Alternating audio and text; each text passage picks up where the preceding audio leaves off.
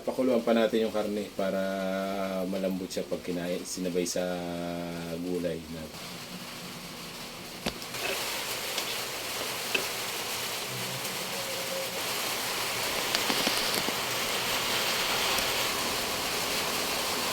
Yan ang kakainin natin bago tayo pumunta sa gym.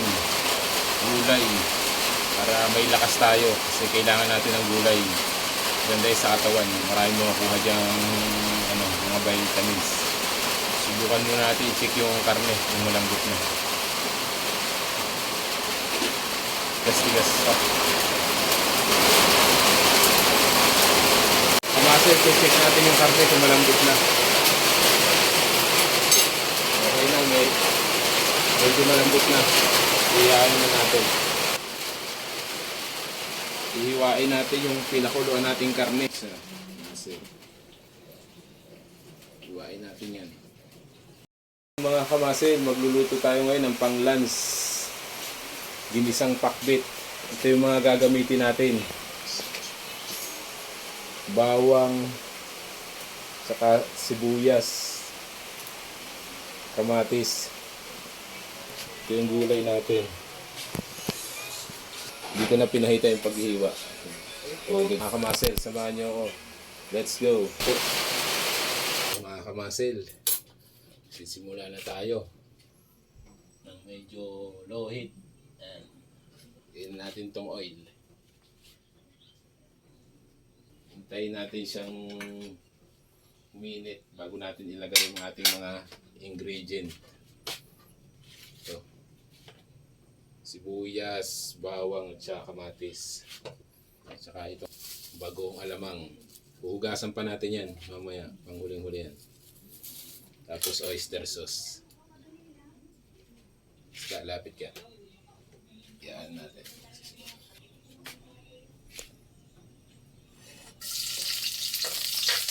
Brown muna natin.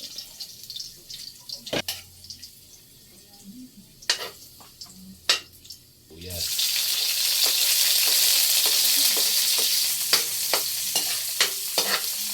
Tapos itong kamatis. Yung karne. Pagkalagay natin ng good steam lang. Hugasan natin. Patanggal yung alat niya. Mamaya natin nilalagay yan. Ilalagay mo natin ito. Talong, at saka sitaw at kalabasa.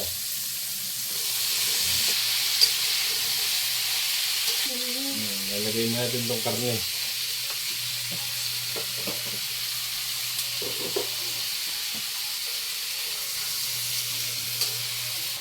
Takpan muna natin. Hintayin natin lumambot. Bagong. Hahalugin natin. Simplahan na natin siya. Tapos oyster sauce. Yan, lalagay na natin.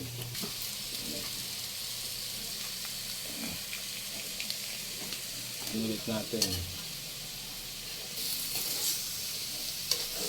Lagyan ng sabaw. Konti.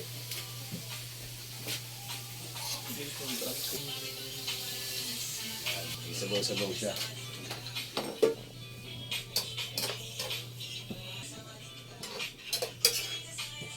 Takpan natin. 5 minutes bago natin i-off. Kakain na tayo ng tanghalian. Ito mga kabasel, papatayin na natin. Mga kabasel, kakain na tayo. Sasandok na tayo ng gulay.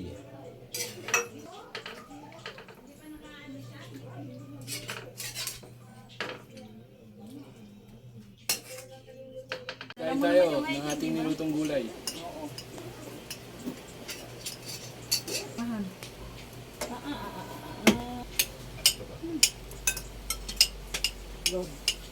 Siyempre mga kamasahil, mananalangin muna tayo bago tayo kumain. Na rin ako din eh.